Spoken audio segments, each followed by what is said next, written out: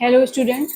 तो आज मैं प्रेपोजिशन में जो फ़र्क है उसे बताने जा रही हूँ।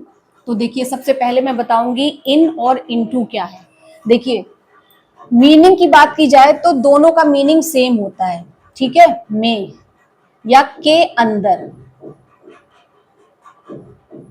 अब क्या अंदर, ये देखिए, इसका देख लीजिए, ये इनटू का यूज होता है जहां पर कोई चीज मूवमेंट,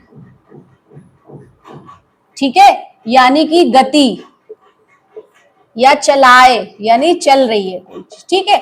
और ये क्या होती है, स्टिल होती है, यानी स्टे रहती है, यानी नॉट मूविंग। Get this?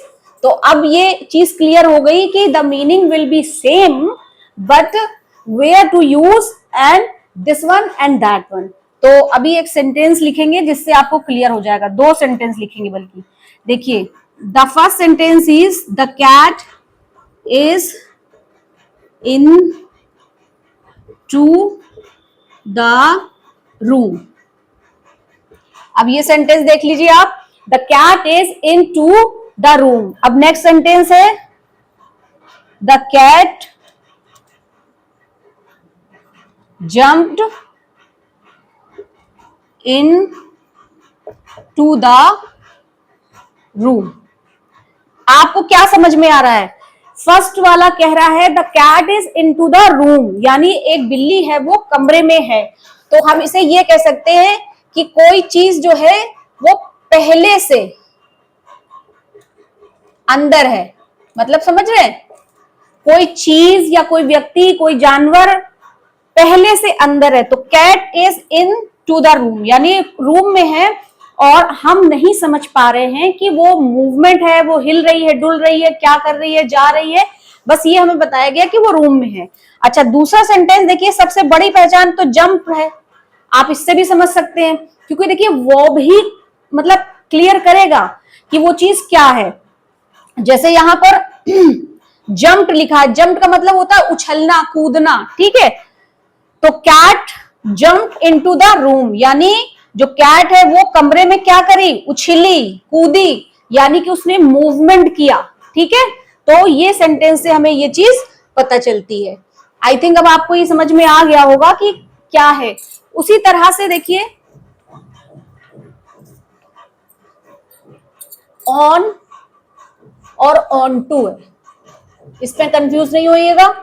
दोनों का मीनिंग होता है के ऊपर, ठीक है, या ऊपर, और इसकी स्थिति भी सेम है। ये क्या करेंगे, मूवमेंट को शो करेगा, यानी गति को, और ये क्या है, स्टिलनेस को बताएगा, यानी कोई चीज स्टिल है, ठीक है। और इसका मतलब भी है कि पहले से कोई चीज ऊपर है, और इसका क्या है कि बाद में हो रही है, मतलब जा रही है, गति कर रही है। तो अभी एक सेंटेंस, दोनों का ही एक एक सेंटेंस लिखेंगे, जब आपको क्लियर हो जाएगा।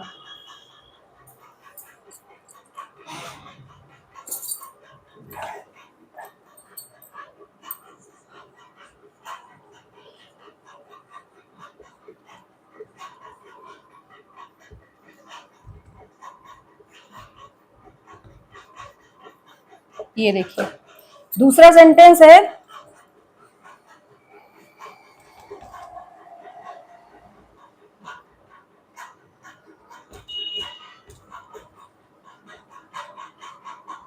डिफरेंस। देखिए, मतलब थोड़ा सा डिफरेंस है, समझना कुछ ज्यादा बड़ी बात नहीं है।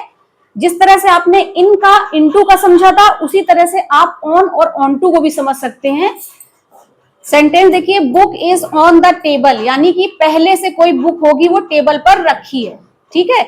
यहां क्या है, I put the book on to the table, यानी मैंने किताब जो है वो टेबल पर मैं रखता हूं या मैंने रखी है।